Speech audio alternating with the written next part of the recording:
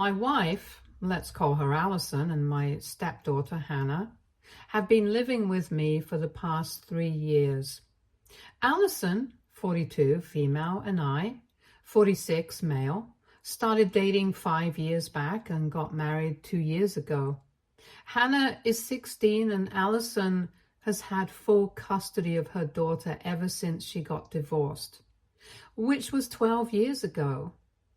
Allison and her ex were high school sweethearts and they got married as soon as they graduated college. But according to what Allison told me, things were just not meant to be with them.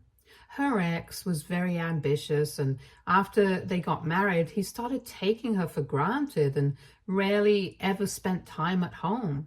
She tried marriage counseling as well, but that did not change anything, and they ended up getting divorced.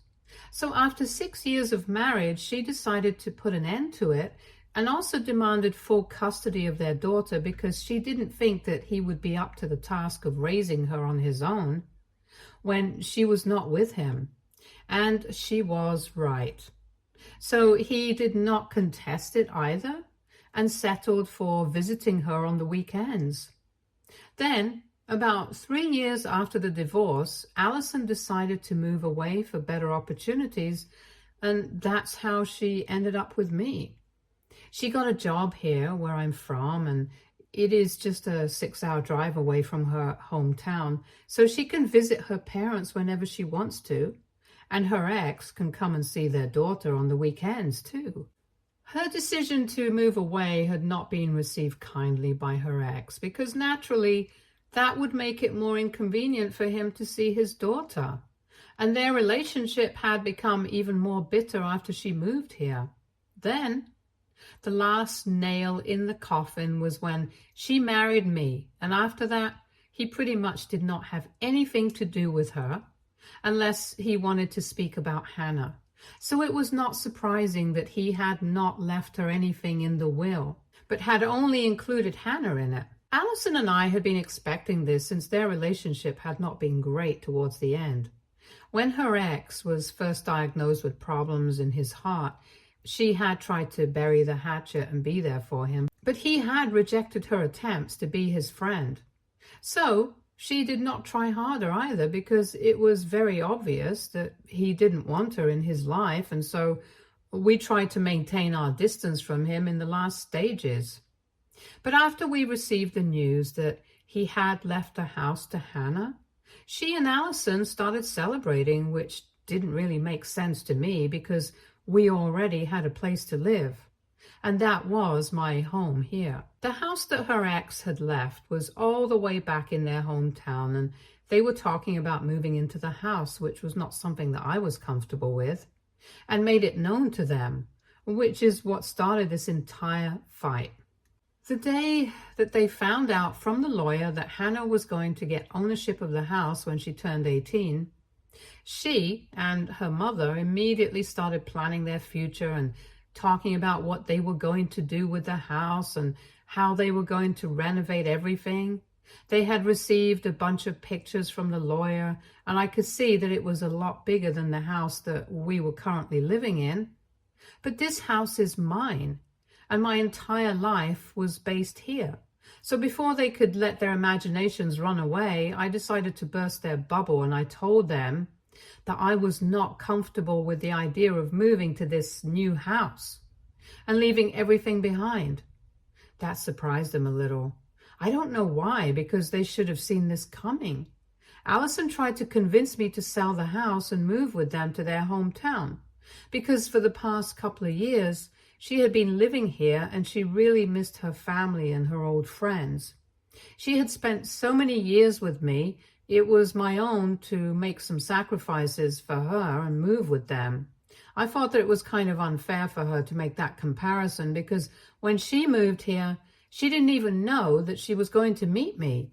She had moved here for herself, not for me. And I brought that up with her, but she just got ticked off at me.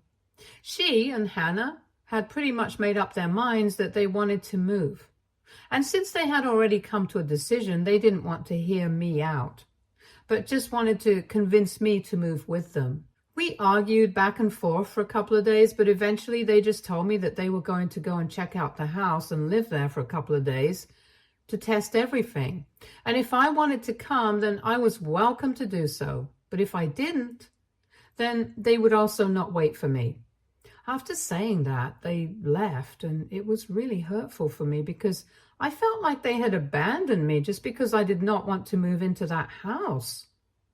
If I'm being honest, one of the major reasons that I was not comfortable with moving there was because that house used to be Allison and her ex-husband's old house when they used to live together. Apparently, he had repurchased it a couple of years ago when he had the money, and even though he hadn't lived in it, he owned it, and it was probably for sentimental reasons.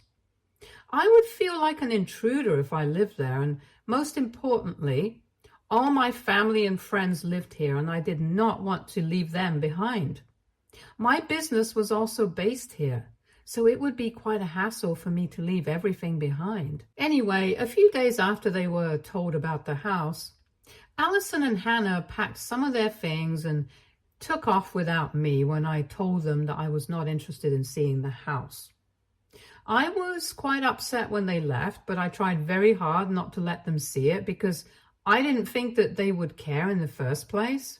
It was not until after they had left that I finally allowed myself to break down, and then I spoke to my parents about what had happened, and even they did not have a solution to offer up for me. They had told me that they would be gone just for a few days, but almost 2 weeks passed and I did not hear back from them. Not only had they left me, but they had pretty much stopped speaking to me altogether after we had that fight. And that's what really broke me. I had thought that after they would come back from their trip back home, I would speak to Allison and I would try to sort things out with her.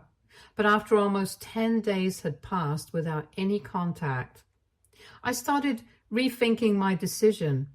On the 12th day, I finally contacted my lawyer and told them that maybe it was time to draw up the divorce papers because I couldn't think of any other way out of this.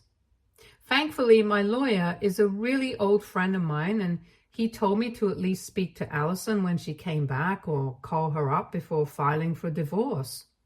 So I decided to wait for her to come back so we could at least talk and give our relationship one last chance before giving up on it. And 2 days after that, she finally returned with Hannah in the evening, and both of them looked really hassled. I let them in and allowed them to talk to me, hoping that maybe they were here to apologize to me for everything that happened, but instead, she just told me that they had decided to put the idea of moving into that house on hold for now because there was a lot of work to be done, and that the pictures the lawyer had shown them had definitely been from a really long time ago. Because when they saw the house in person, it was nothing like that. For a good few minutes, they continued to talk about the house and nothing else. And the longer they spoke about themselves, the worse I felt, because like a fool, I had let them in expecting an apology. Or at least I had expected them to acknowledge that they had screwed up. Apparently, the house was in really bad condition. None of the amenities were in working condition. There were a lot of bats and bird droppings all over the floors. Several mice and other animals had made their home in the house. And worst of all, there seemed to be a serious termite problem. Everything was really dirty, and it was very obvious that nobody had been taking care of the house in the absence of the owner, her ex. So that was part of the reason why they couldn't move in just now. And even for the 2 weeks that they had spent there, they had had to live with Allison's parents.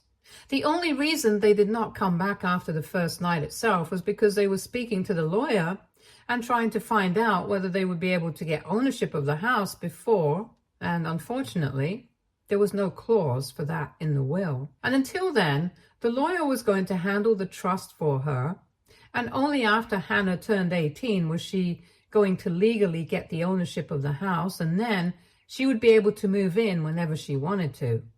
For 2 weeks, discussions had been going on between Allison and the lawyer because she wanted to move in as soon as possible, preferably by the end of this year, but that was just a few months ago, and so far, even the will itself was under probate.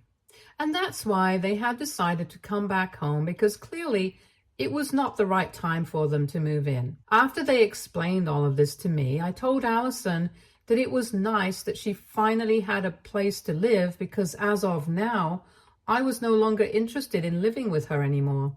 I told her that she had been really hurtful and disrespectful towards me and my feelings, and she hadn't even bothered to apologize for any of it, so I wanted her to leave. She was shocked when I said that and told Hannah to go to her room so we could speak in person. And once we were alone, I told her that I had only let her and Hannah in because I was expecting them to apologize. I could still excuse Hannah because she was just a kid, but Allison was a grown woman and she knew what she was doing. The only reason that she had bothered to come back to me was because the house was not livable right now. If the house had been in good condition, she would not have bothered to come back to me, and we would probably be getting divorced right now because I wouldn't change my mind about moving. And from the looks of it, it was pretty apparent that she wouldn't either. So now, keeping that in mind, I thought that it was better for us to part ways right now than wait for the future and go our separate ways eventually. She started yelling at me immediately when I said that, and told me that I was being unreasonable and stupid. She told me that I was the one who wanted to divorce and I was ready to give up our marriage and relationship over something so petty. And that meant that I was the one who was not serious about us. Once again, she brought up how she had spent so many years living with me, close to my family and friends, and the least that she could expect from me was to spend at least some time in her hometown with her family and friends, so she could be close to them. But I had let her down, and that was really selfish of me. And now, because they refused to be apologetic for something that was not even their fault, I was threatening to leave her and kick her out. I tried to argue with her, but she was not having any of it. And she just kept screaming at me. She called me a horrible human being for not understanding her feelings and then pretending like she was the villain here, and even said that I was a crybaby because if I couldn't even man up and be there for my wife and daughter, then that's what I deserved to be called. Lastly, she told me that if I really wanted her and Hannah to be out of my life, then they would gladly leave, but she just wanted me to know that the way I was behaving was really cowardly and selfish. Selfish because, of course, I declined to move to her hometown with her, even though she had stayed here in my city for a really long time. But I don't think that's the same thing at all. But it was very cowardly because apparently she believes that I should have been there for her and Hannah. But I was so caught up in my feelings that I didn't even care about theirs, and just because I couldn't handle the fact that they had different opinions, I was trying to make them look like the villains, and myself the victim. She already had her bag packed when she had come back, so all she had to do was grab Hannah, and then the two of them left. I didn't have the heart to contact them after that, but I know that they're staying with a friend of hers right now. Her friend contacted me to let me know that they were there and that both of them were really irked at me, so if I wanted to make things out, I better do it quickly. 2 days have passed since then, and I haven't been able to do anything quickly because I just don't even know what to do. AITA for wanting to leave my wife because she wants to move back to her hometown now? Update 1. Okay, so I went through the comments, and thank you so much to everyone who took the time to leave a comment and give me some advice. After reading these comments, I decided that I was going to take some more time to think about what I really wanted to do. Because whatever I said in my previous post was all true. If the house had been in better condition and they had been able to work something out legally, I don't think that Allison and Hannah would have come back to me. And that's what's really been bugging me. The fact that they wouldn't have come back to me if things had been perfect in another place. I don't want to be a backup option for them, if that makes sense. And obviously, I'm not holding anything against Hannah. She's just a kid. I've watched her grow up for the past couple of years, and she still has a lot of growing up to do. So I'm not mad at her in the slightest. But with Allison, that's a different story. She's a grown woman, and right now, I don't really know what to make of her. She thinks that I'm blaming her and making her out to be the bad guy, but I think that she's doing the same thing to me. And I feel like she's gaslighting me into believing that I'm the villain here. She's constantly been invalidating my feelings and the fact that she called me a crybaby and a selfish person and a coward and whatnot. It's just been really hard to deal with all of this on my own. I don't really understand how to deal with the situation. And I do feel sorry for all of us right now, because for the past couple of years, we had been one happy family. But right now, I can feel that family breaking apart. It's not like I wanted it to happen, but it's not like I have a choice in this either. She disrespected me, and if she comes back and genuinely apologizes to me for everything, I'm ready to make it work. I really love her, and I genuinely care for her, and I do anything to bring this relationship back on track again. But she has to take the initiative and at least try to let me know that she still cares as well. From the looks of it, it doesn't really feel like that. Just like what happened when she had left initially. She hasn't contacted me at all and is pretending like I don't even exist. The last message that I have from her is from over 2 weeks ago, before any of this even started. And after that, neither she nor Hannah has spoken to me. So I don't know what to do anymore. I want to make it work, but she has to want the same thing as well. Until then, we're just going to be stuck here. Update 2. So it's been a week since my last update, and this afternoon, Allison and Hannah came back again. Once again, I was foolish enough to expect that they were probably here to make things right with me, but when I opened the door, Allison told me that they were only here to pack the remaining things that they had left here. They had even brought along a pickup truck and a friend to help them back. So I knew that they were serious. I was really upset because I just kept waiting for Allison to talk to me, to at least give me a sign that maybe things were not as bad as we thought and we could still fix our marriage. But instead, she was ready to give up so easily, and so I decided to speak to her in private and told her that I was really disappointed by the way she was dealing with things.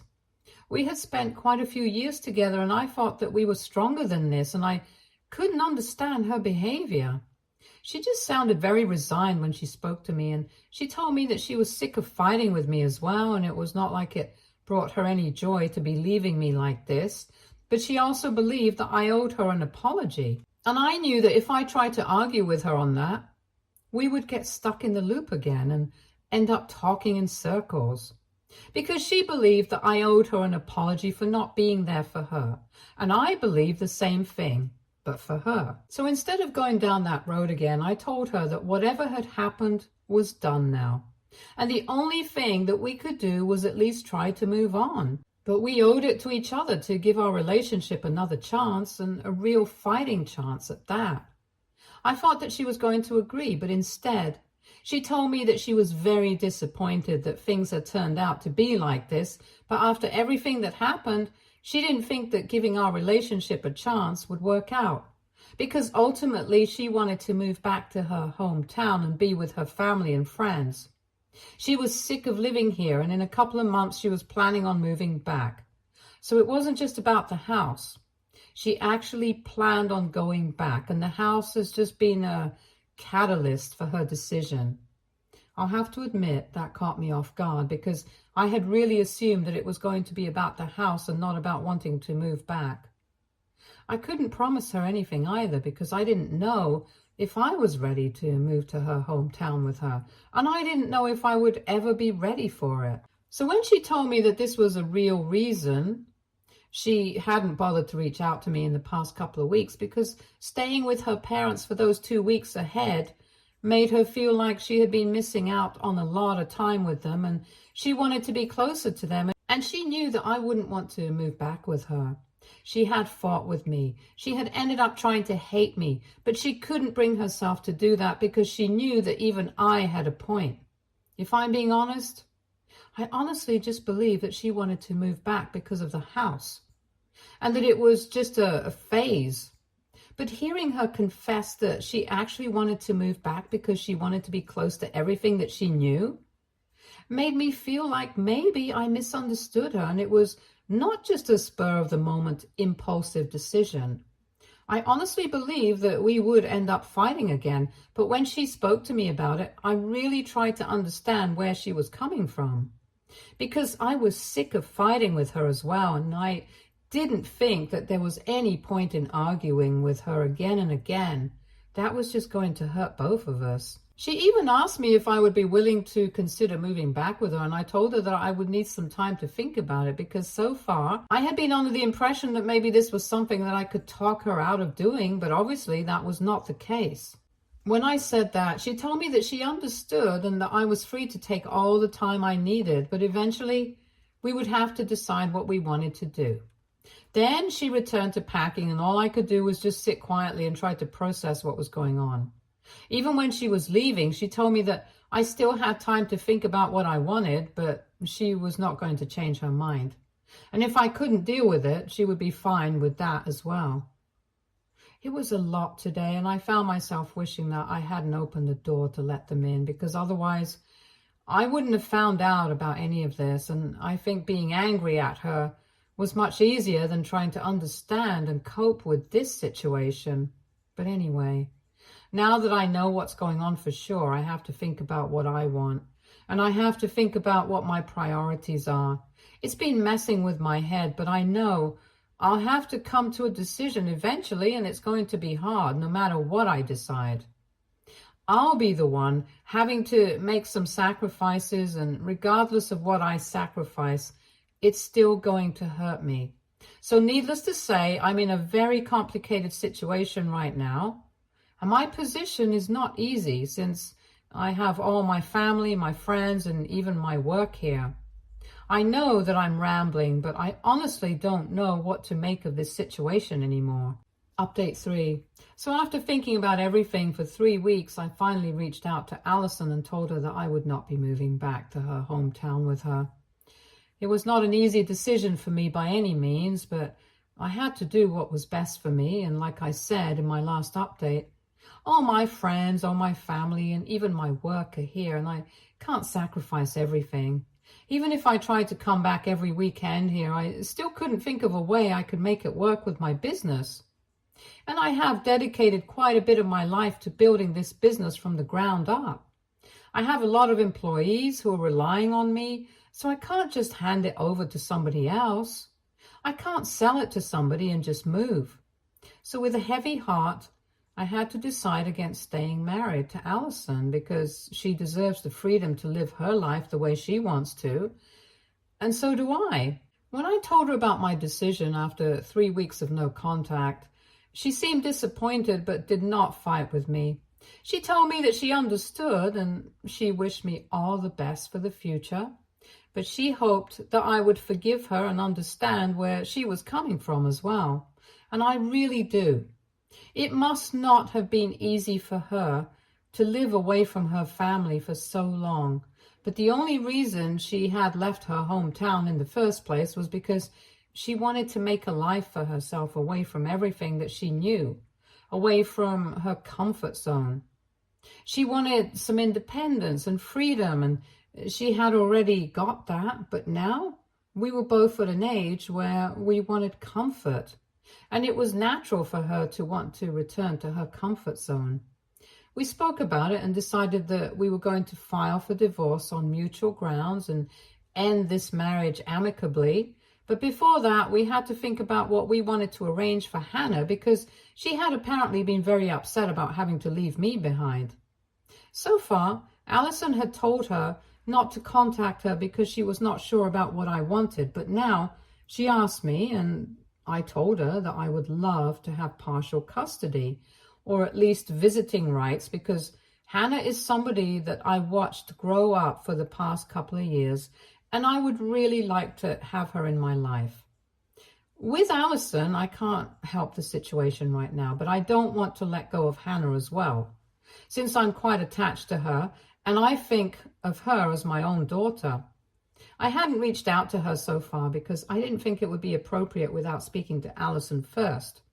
But now that both of us are on the same page, we are going to think about what to do. And before that, I'm finally going to meet Hannah after a really long time now.